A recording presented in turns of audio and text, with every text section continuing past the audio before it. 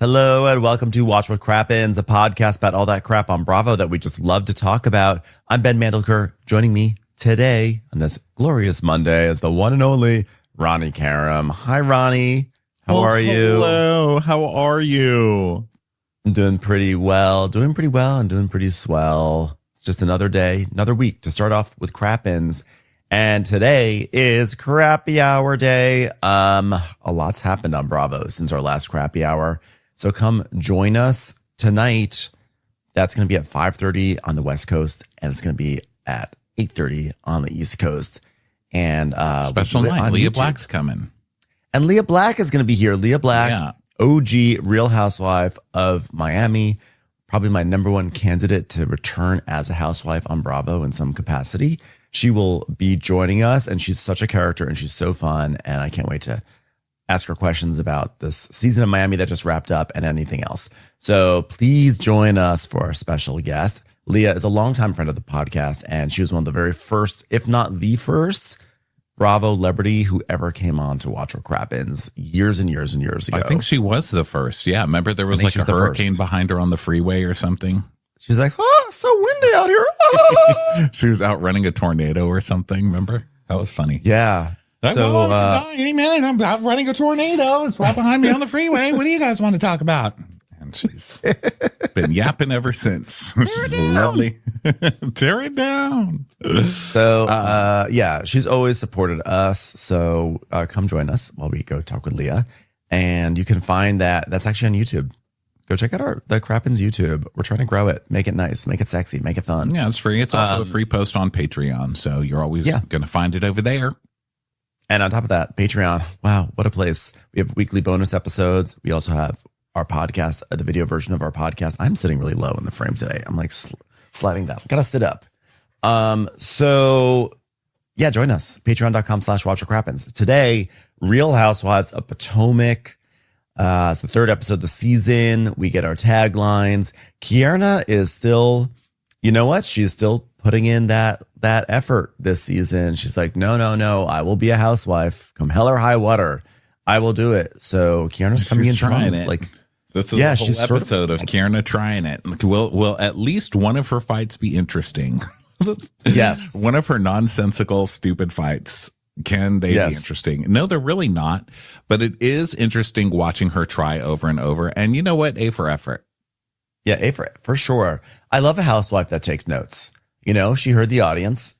And the audience basically last season was saying, Snored. Why is Kierna a housewife? And she said, I'm going to step it up. And she also clearly told Greg, listen, I don't know what you're thinking, but like you either get on board new Kierna or you don't, because this train is leaving the station. And he came this episode and like he was all smiles, acting like he was actually enjoying the experience, which he wasn't, and trying to be all silly. So she's sort of getting things in shape over there, I guess. Well, she brought her mom, and her mom is the most important thing, because her mom was like, I'm not going to stay in this party. Like, why would I stay here? I'm not going to be here with these trifling, And then she did stay and just judged the whole thing, which I loved. She stayed and stood by the fireplace and just gave looks to everybody. Like at one point she was even waving her hand like, oh, no. I know. She's like a school chaperone at the prom. She was. She's like, do not make me step in there. So funny. She's a great addition. Ditch Kierna, bring the mom. That's who I know. I think that would be a good direction. Yeah. So shall we start in with our taglines for this? Let's do our taglines, everybody. Giselle is first. When the nest is empty, it's time for naked, grown, and sexy. Why do I feel like Giselle's not going to be doing any of those things? Giselle's not going to be doing anything but stirring shit. That's what she does. I liked her line in this episode when she said, these girls say such stupid things. I don't even have to make stuff up anymore, which I liked. Freely admitting. Yeah. She's like, they could just let her rip. Wendy's line is, I put the high in higher education. Oh, that already didn't age so well. You also put the high behind bars. You put the high in mugshots. We've seen the pictures. So Stacy, some people believe the lies, but still I rise. Sure, Maya Angelou loves this. Listen here, Angela loser. You can't just steal from Maya Angelou. You better pay the copyrights. Kierna's is beauty is my business, but getting you together is my specialty. That one's pretty good, actually. I think that's some good wordplay there. I think hers should be, I have a new billboard and you will be bored. You will be bored. You will be bored. Like Michelle Lawley steps in. Don't worry, I will do your tagline. You will be bored. Michelle Lawley, wait, I got this. I can do this. You will be bored.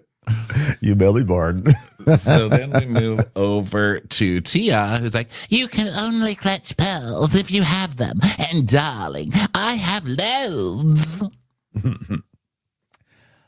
Great. Love Tia. I'm just happy with anything she says. She could have been like, I went to the supermarket the other day and I found something that was on sale. I'd be like, oh, fabulous tagline. Daughters, horrible creatures. The end. Angels is hell hath no fury like an angel scorned. Oh, yeah. We see that in today's episode as you immediately back down and go after whoever Kierna wants you to. I know, right? Angels should have been, I will charge you to go outside. Because her business of like making people pay to go on hikes, which is still the biggest ripoff business I've ever heard. Yeah. So then is Ashley. Or if you come for me, I'll say, take a hike. This cherry blossom is ready for her second bloom. Come on, Ashley. These lines came after your second bloom. Okay. You missed it. You missed the boat, Ashley. Ashley, you've been blooming for a long time. You've been having lots of blooms. I mean, you had the Luke Gilbranson bloom. You had the Ralph bloom. You had the Beavis and Butthead bloom. I mean, there's been a lot of blooming. You're like an blooming onion. Doesn't only have to do with men. Okay. Well, I feel like with Ashley it does, because what else is she doing? It's like, oh, does the TikTok dance count as a bloom? She's singing. She's drag kinging. And as we learned today, she's going to exercise classes. Michelle Lawley returns. She is drag kinging. She is drag kinging. So let's see what the ladies are up to today. Angel's talking about her new house that she's shopping for with Bobby for this TV show that they're shooting, that we're watching. And she wants to spend $7 million. And he's like, God damn. And then we go to Ashley. He's like, that's a lot of hiking trips. Okay, it's a lot of luxury hiking trips in Colorado. He's like, I'm not still playing football, right? Like my income is done for my life. I'm done. Let's save some money. Yeah. Ashley is at spin class. It looks like she's at like a spin yoga class, which I don't even know how those two concepts work together. But she's saying like, since I got divorced, it's like really something I'm embracing who I am, the woman that I am right now. And like, if there's like a class of like other women, like it really activates my brain. I just want to be the fastest and the strongest and the best. So she has, she's going to exercise class. She's trying to somehow like turn going to exercise class into like an empowering statement of her womanhood and independence after divorce. But I'm like, that's fine. You're just going to an exercise class day.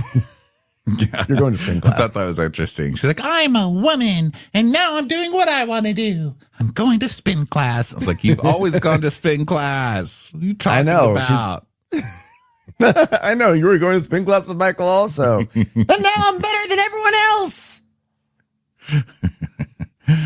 Now we go to Stacy and Arabella, who's taking a pageant class with like a beauty queen lady, and she's teaching her to walk. And can I just tell you, Arabella looks like her father, and she does not want to do this. It looks like you're making the ex-husband try and do it, and he's like, I will do this because I want to please you, but this is the only reason I'm here. Please take me for cookie after. Thank you. Yes, but it's all worth it because we really see the purpose of this is not for Arabella to get pageant experience. The purpose is for Stacy to relive her pageant experience because the instructor is like, okay, now walk. Okay, 1, 2, head up, whole way, beautiful. Okay, let's. Stacey's like, oh, do you mind if I step in? I just want to show her what genes she comes from. Okay, here we go. And then of course Stacey fully takes the stage and does her pageant walk and does it like perfectly, but with that like additional veneer of QVC experience.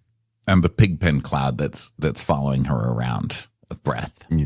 Because that's all I can think of. You see these ladies, that's what they do to somebody. They make stinky breath a thing, and now that's all I see when she walks. That's not fair. That's not fair. Yeah. I hope they have a lot to answer for at the reunion. I almost said answer for. I hope they have a lot to answer for at the reunion, because that's ridiculous. Wow. Well, I'm sorry that this pageant scene was clouded by the breath cloud. But anyway, Stacey does it. And I always think it's funny when this happens, because it's clearly like, are you really there to teach Arabella, or are you just having your moment on camera? Because this is going to come back in therapy in about 5 or 6 years for her, just so you know. Like mother never even let me do my pageant classes. She always would take the stage. I mean, we all know this is where it's headed. That's why my parents put me in bowling league, so they could just watch me rise to the top and live their dreams out, which never happened. We always won the trophy where the person has just dropped a bowling ball on their toe and they're grabbing their toe. They're like, ow. And that's the trophy. That's a trophy. We were last place every year. Yeah, it's a last place trophy. Wow. Bowling. But I think I told you the story about Ruth, the bowling ball, right? I think I did at one point. But that was my finest moment in bowling, is when, you're choosing a bowling ball, and then I found a ball in the alley. It just said Ruth on it. And I was like, this is my ball. There's no more to that story. I just love to remind people that somewhere out there, there's like a maroon bowling ball somewhere in like Mount Kisco, New York, that just says Ruth. Yeah, my Mima's was Ramona, because that was her name, Ramona. And so there's a bowling ball out there that said Ramona too. I like to bowl with hers. My fingers got too big. Know what? Then it was all over. So then, she's just living out her dreams. And she is, because she's brought her gay there to be like, yes, you're walking right. Yes, you're doing it great.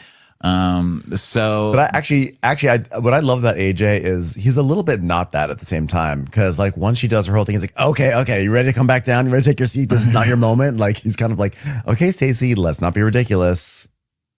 He's like, I'm working on my next meal ticket. Your daughter, sit down. Take a seat. The new premium rises, not the premium. That's insurance. Those new Supreme rises. Sit down. New premium rises. UK slang, everyone. The latest Ryan Murphy show. The newest premium rises is between Flo and Jake from State Farm. Who's going to win? Monster Flo. Played by Maggie Gyllenhaal. No, it'll still be Stephanie Courtney. You cannot fire Stephanie Courtney. She will always survive. I'll play my own Ryan Murphy bio. I'll do it. But why is Jessica Lange in this? I don't understand that. Sorry, I needed a gay icon. She's playing Jake from State Farm. Stop calling me, please. Please. That would be Ron Murphy's move. You just get all the old gay divas, just line them up and put them in. Like, and Gene's smart as the gecko. Like, what? Yeah. So they FaceTime Papa so he can see the final walkthrough. And so poor Arabella has to do it. Arabella, show your daddy. Show him, Arabella. Show him. And she's like, we're not telling Arabella that we're back together because divorce is hard. So we're just lying to her. We know, Stacey, that seems to be what you're being accused of all season. I love that she's like, how dare you accuse me of being a liar? I'm lying to my daughter for another season. It's been fun. I can't wait for the twist to come out that like, what's his name again? Thierry, whatever. I can't wait for Timo. I can't wait for the twist to be that like her husband and Arabella he's already told Arabella, and they're just actually pretending. He's pretending that he hasn't told her, and she's pretending like she doesn't know, just because it's too hard for Stacey to deal with. Like all this time she's trying to protect them, but they're protecting her. Right? No. Wouldn't that be so sweet and entertaining? It's a sweet turn.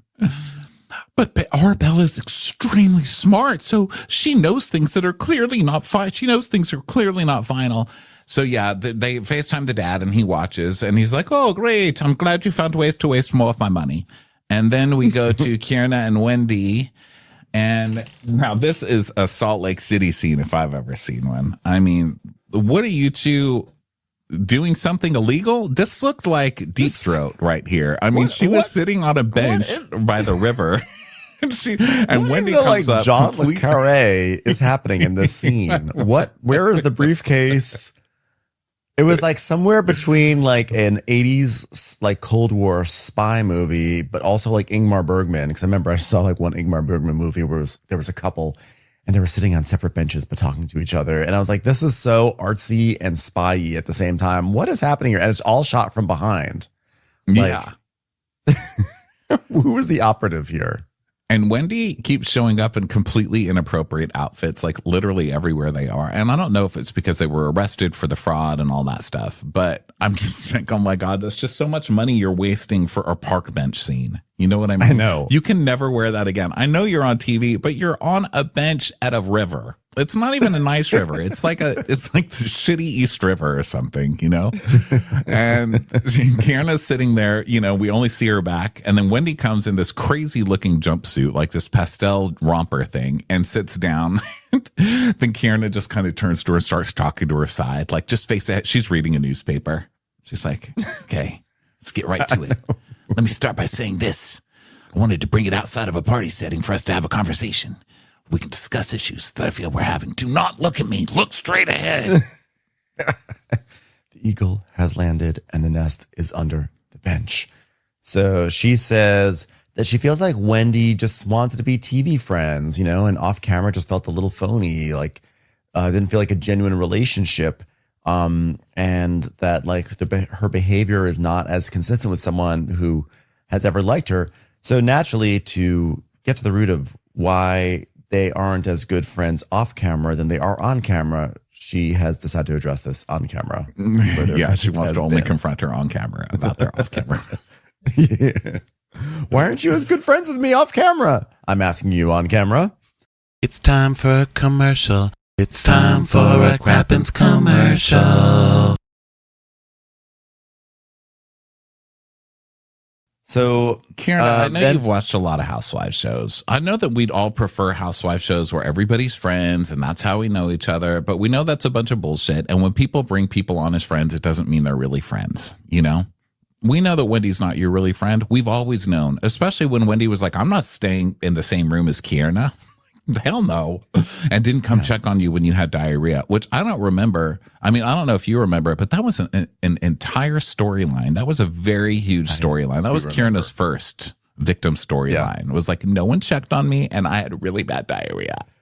Only Giselle checked on her about diarrhea. It's like not even a joke. That was her storyline.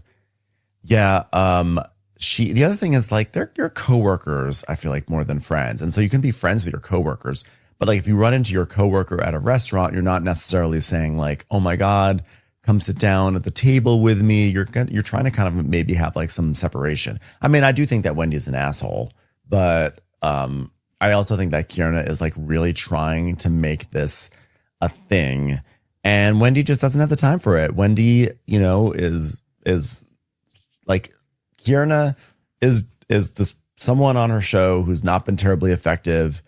And like, also, I feel like Kierna kind of has kid sister vibes on this show a little bit, sort of like what Ashley's initial role was like.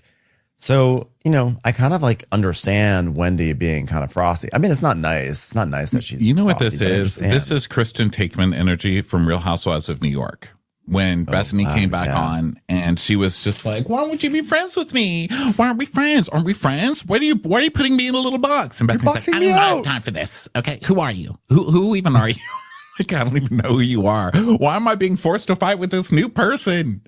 Yeah. It's giving those vibes. And yes, Wendy can be an asshole. Everybody knows it. But it's like Kierna's so late for this that it's like, we already knew Wendy was an asshole. Like Wendy's been an asshole. And now we accept Wendy as the asshole that she is. And so now we kind of like Wendy being an asshole, if that makes any sense. Maybe not like it, but especially when you're trying too hard to have fights with her. Because really all that counts is Wendy is always really nice to you on camera, especially when no one else really was, Kierna. And, you know, you should be grateful that someone's nice to you on camera. It's on camera. That's what matters. It's TV. Yeah. Yeah. And also, I don't love fights that are about things that happen off camera. Like, unless that's like something really, really, you know, strong, like Scandival was something that happened off camera. That's fine. But if it's like, you know, you're not as nice to me off camera as on camera. I mean, that's okay. But I think that Kierna's coming in really hot on this issue. I think her vibe should be more like, hey, I want to check in. Because I kind of feel like when the cameras aren't rolling, I feel like we have a different vibe. And I just want to know, like, if there's something that maybe, like, I've done that made you not so, like, made you want to act differently around me. I don't know. But she's coming in, like, accusatory, like, you're different to me. You're different. And I don't like this. And you're condescending. And, well, first of all, Wendy's always been condescending. So that's your fault for not realizing that until now. But also, it's like you're not going to get in. If you're trying to mend a friendship, I don't think you're really going to get anywhere by sitting someone down and then just like pointing a finger at them and telling them why they suck. Also, it's like week 3 and you haven't shut up about this. And you've given us nothing that's really, you know, condemnable. It's like, I don't care about it. First of all, you got mad that she didn't say hi to you while she was giving a speech, which is weird. And then, I mean, you've given us nothing to hang our hats on. You know what I mean? And so even with current circumstances going on, I have to be Team Wendy because you're just trying too hard. It's ridiculous. Yeah, I agree. And it's like her big thing is that she interrupted. She sat down in a conversation and then was upset that she was not like being addressed more, which, I mean, you know, if a friend sits down, you do try to sort of like do sort of nonverbal things to welcome them in. But at the same time, you went and like joined a conversation and then you're like, shocked that you didn't become the center of it. So yeah, weird. That's on you. So now the new thing is she's like, I don't have shit to do with this, but are you doing Preakness? And Wendy says, yes, but wait. Kierna's like, because I planned on hosting for the Black Eyed Susan event as well. And either we could come together here or we could have 2 separate events here because I did the legwork of trying to make this an event. And Wendy goes, I did the legwork. And First Lady Dawn Moore, her team reached out to me, which, oh my God, Dawn Moore's at home like, oh, Jesus. She's like, what? I messed that one up. She's like, this has been a rough 2 weeks for me, okay? Just please leave my name out of your mouth. Can we have that edited out? Can we just edit that out of the Peacock version? Yes. She's like, let's have Dawn less. No, please don't mention me right now. Thank you very much. But I also love, you know, when Kierna's like, I put in the legwork to make an event for this Black Eyed Susan thing. I love that what ultimately winds up being is like fruit salad in her apartment at the table where there's not enough seats for everyone to sit at. It's like a very like, it's actually a very standard brunch that like I think most people might have, but like on Real Housewives, they were like kind of cramped into like around this table. You know, they had to put 2 place settings at the end of the table. Someone's in front of like a really ugly closet door, like to be shot, you know. There's like not enough room for like her mom and Greg to like be not in the scene because they're all like, it's just, she's like, I put a lot of legwork into this. Okay. I sourced some really good pineapple and melon. So, she's like, yeah, well, I did the legwork and First Lady Dawn Moore reached out to me. And so Kierna's like, okay, fine. So and she's like, what's the issue, Kierna? And she's like, then host your thing. And she's like, but I don't understand the issue. And she's like, but there's not an issue then. So who did it first? So that's, if you guys are going to fight about this, we need to know, was this a party you were going to have together? Was this something Kierna was going to do and then Wendy stole it when she got the First Lady invite? Or was this something Wendy said, I want to do this thing? And Kierna said, okay, I'll host a pre-thing for it. And now they're fighting so they don't want to do it together. I need more details on this stupid fight. I feel like Kierna, I think reading between the lines, Kierna was excited to host like a proper housewives party. And instead, Wendy has come in and is kind of like, the First Lady of Maryland reached out about doing something. So I'm definitely going to do that. And so now Kierna, probably her big thing that she was going to do now got downgraded last second into being a brunch. This brunch I just made fun of her for, but it probably was like a last minute switcheroo. She got downgraded on the schedule. But I'm sorry, it was the First Lady of Maryland. I'm sorry, that trumps Kierna. I like, and if I were Kierna, I'd be like, oh, that's so cool. We should definitely do that. That's cool. We're going to go to like the governor's mansion or be in the governor's box or whatever. And Westmore, very hot governor too. I'd like to point out, like, of course you do that. You're not going to, it's like, go hang out with Westmore, a hot governor versus Greg on the sofa. Hello. This is an obvious choice. So Wendy tells us, I'm so excited to host the Ladies of Preakness. It's one of the races that's part of the Triple Crown. It's a staple in the Maryland community. And then we see a flashback of the ladies going in 2017. And she's like, and let's be very clear. First Lady of Maryland? And yeah, she asked me. So okay, now that being said, everything it's like, let's settle down on this First Lady of Maryland stuff though. Also at the same time, I know I just like did a whole state like they're like, oh my God, it's Westmore icon. God, blah, blah. No, but like at the same time, like let's also relax here. Okay, like it's cool that the First Lady of Maryland invited you, but like let's just like take a breather. Okay, this is not like, you know, Julie Andrews was like, come to my mansion in Camelot or wherever she lives. You know. What if she was like, Julie Andrews invited me to Preakness? So. I don't know why Julie Andrews became the. Why does Julie Andrews trump the First Lady of Maryland? I mean, what the hell?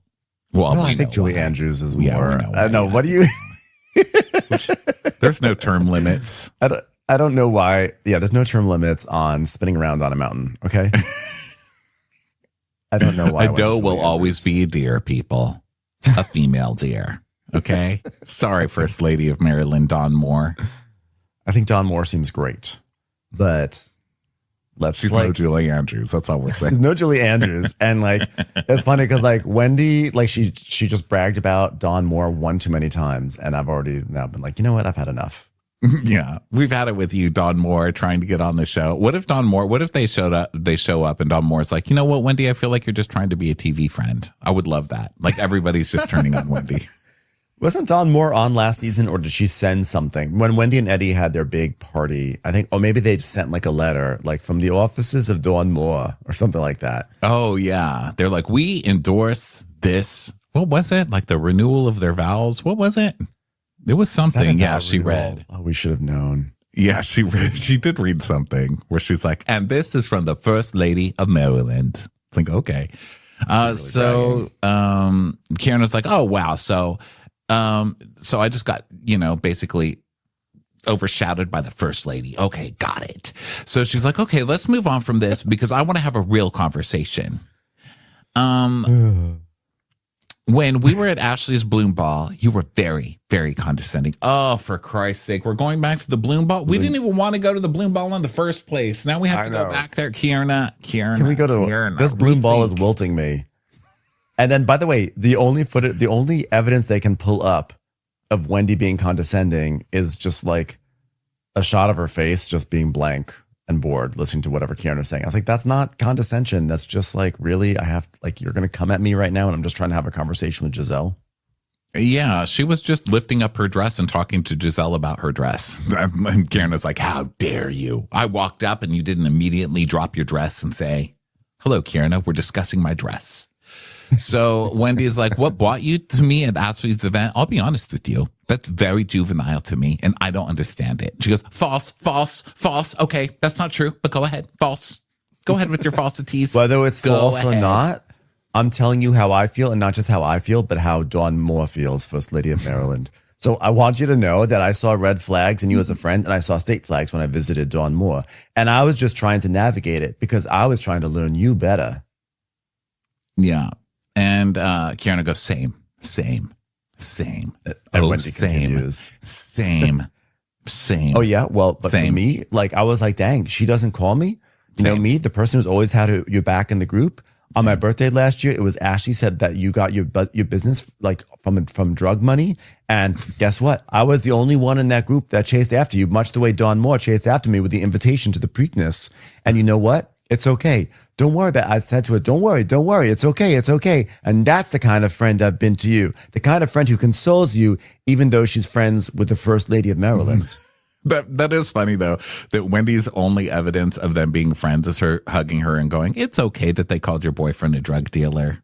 Like, that's their only evidence of friendship, Kieran. Why are you acting like you guys are best friends? It's so weird. So she's like, yeah, but you know what, Wendy? Here's what you do. You show up whenever there's a moment where you have to align and look like a friend. But then privately, I expected more from our friendship. She's like, so then well, what are you trying to chase? Why are you chasing this friendship then? Yeah. I mean, privately, are people calling your boyfriend a drug dealer that she should be there privately? Because that's what she was there for you for. So that's it. Yeah. What do you want from her? It's so weird that you're making me stick up for Wendy. It feels like this is the wrong season to be sticking up for Wendy of all seasons, but I can't help it. You're just coming up with too much bullshit, you know? And Wendy can be wrong in all the other stuff that she's done and still be right in this. And I think that's the case here, Kierna. Mm-hmm. Like, you're going against someone who should be universally being like kind of dogged on right now because of everything going on in the press. And you've got us on her side. I mean, what the hell, Kierna? This is how bad you are at this right now. Rethink. Yeah. Isn't it weird? I feel like we're all kind of in a holding pattern on Wendy right now. We're like, should we be like really angry at Wendy? Is there more to the story? I feel like we're all just sort of like watching, but it hasn't actually affected my view of her on the show just yet. I just have cringe moments like with her tagline, you know?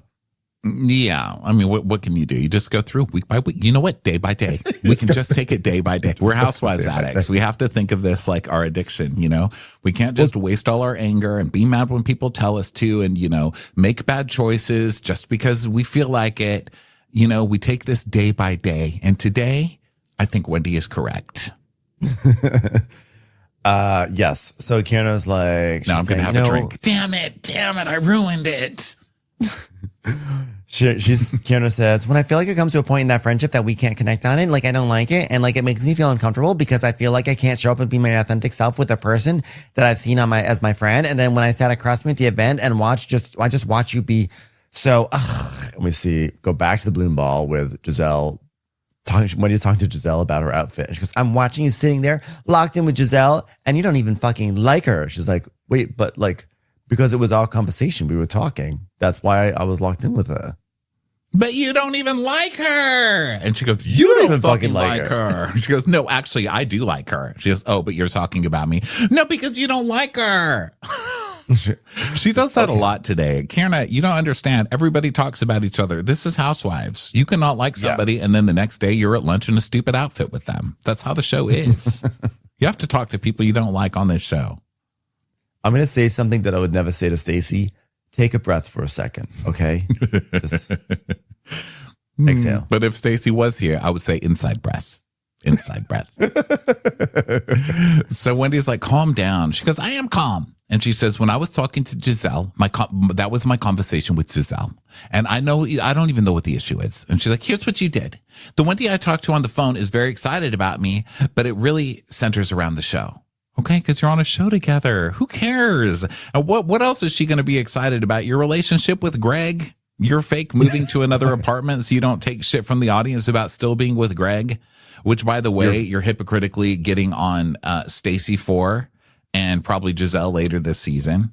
So Kierna's like, yeah, you're excited on the phone, but then you're not excited in real person. And Wendy just starts doing her cackle. That like, yeah.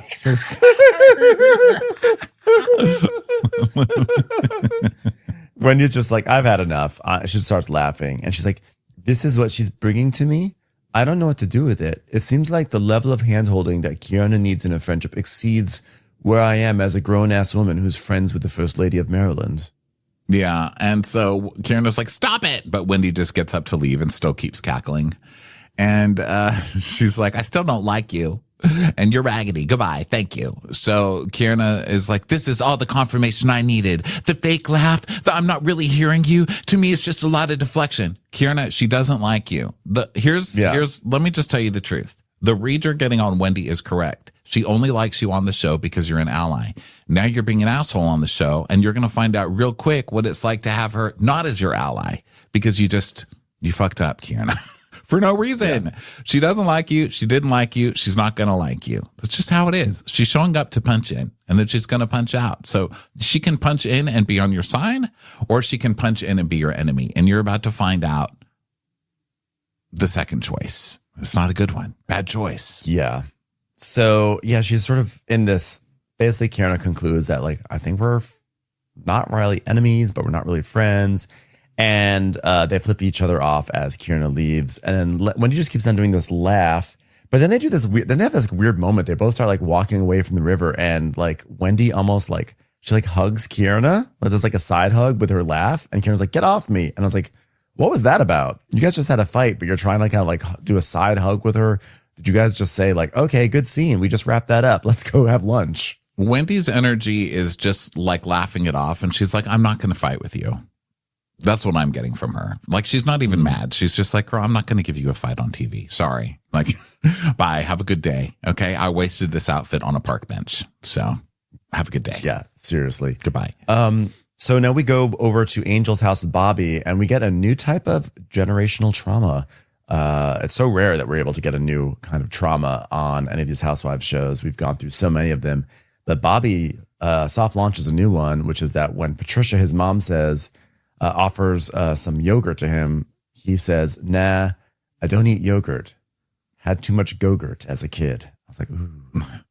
Oh, so it's my fault you don't like yogurt or fruit. The mother can never win. The mother can never win. All I wanted to do was show you love, and I showed you that love through Go-Gurt, and now this is how you repay me. The doctor's like, show me on this Pop-Tart where Go-Gurt hurt you. He's like, not the Go-Gurt.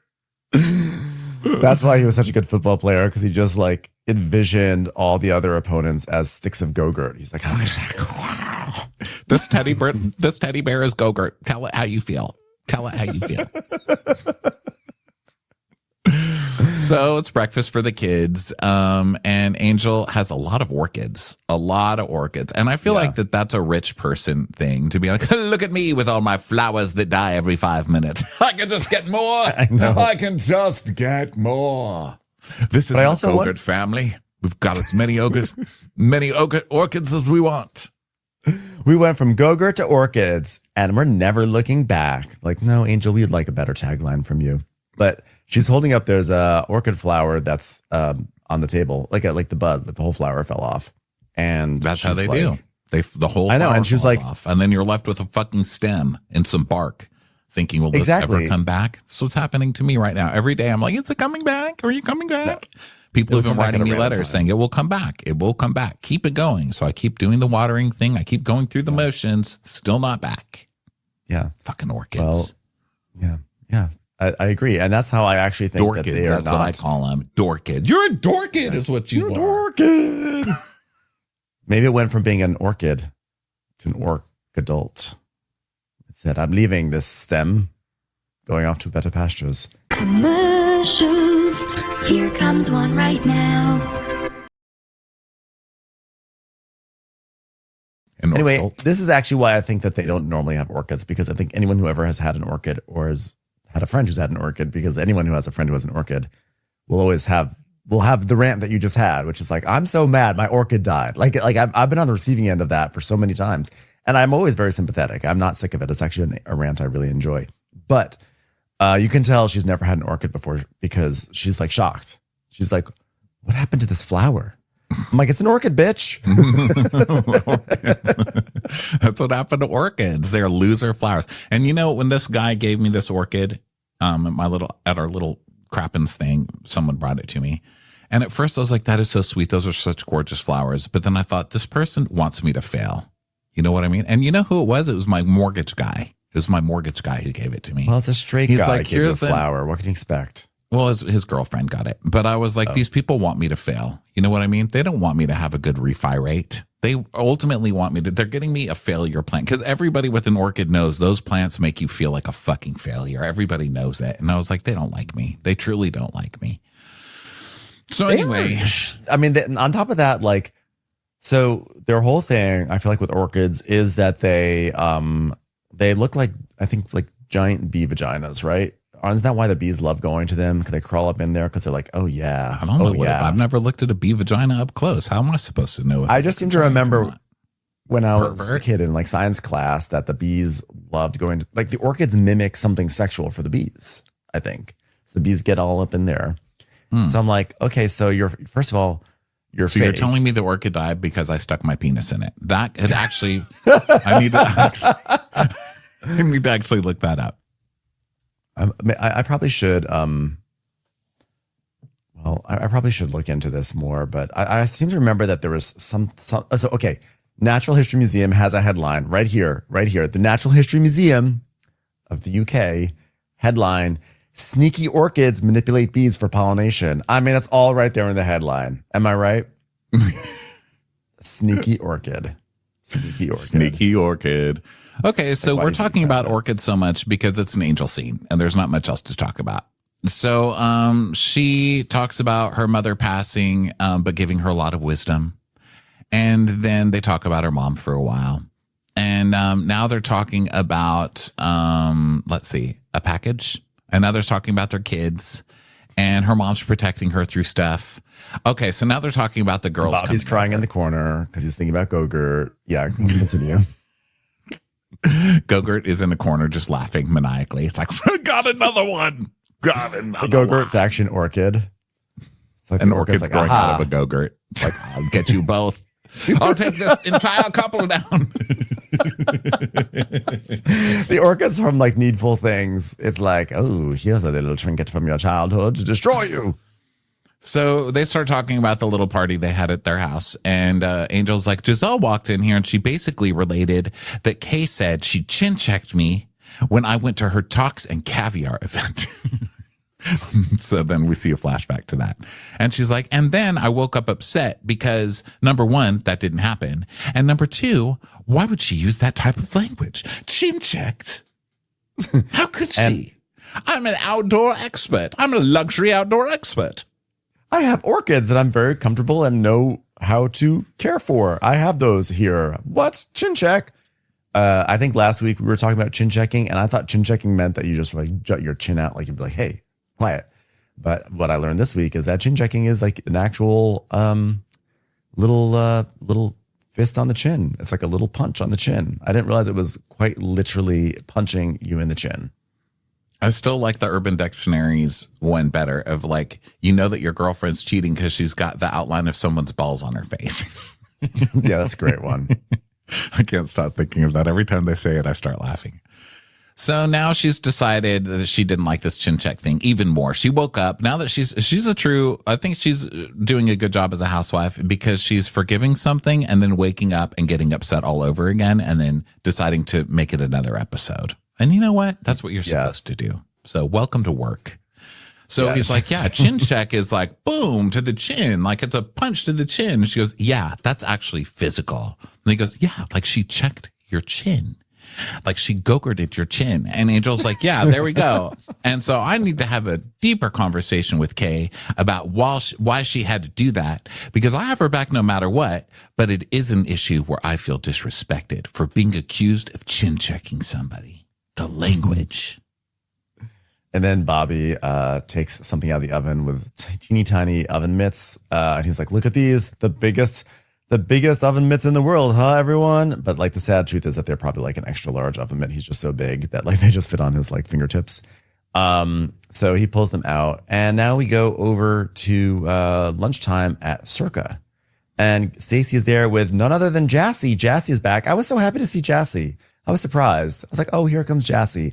I like her because she likes to be all fancy, but you just know that it's going to crumble away. I was surprised that she wasn't a full-time housewife this season. Were you a little surprised? No. I couldn't pick Jassy out of a lineup. Like I wouldn't have remembered her. I mean, no offense. She was always nice, but she didn't do much, did she? All I remember was when she had that party at her house. She was like, look, it's a mansion. Look at all these rich, fabulous people. It's such a fabulous party. And And everyone's like, oh, her boyfriend didn't make it into the NFL. What was that? Like, didn't he lose his position or something? Or he was just like benched or something like that. Yeah. It didn't go well. He didn't get drafted or whatever. I mean, I don't really understand. He went to the Kansas. He was on the Chiefs and they won. Oh, because they had the party because he won the Super Bowl. But then he was hoping to go. I don't know what it was. I thought there was some like minor scandal about Jassy that was going to like power her onto the show. But it didn't. He have a baby with somebody while they were broken up for a week? See, that's why I loved her, because she was very slippery with the truth in a way that I found was very funny. But anyway, she's back.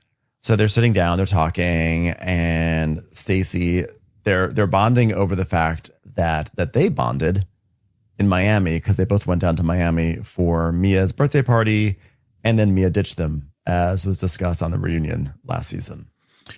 Darius Harris is an American professional football linebacker for the New England Patriots.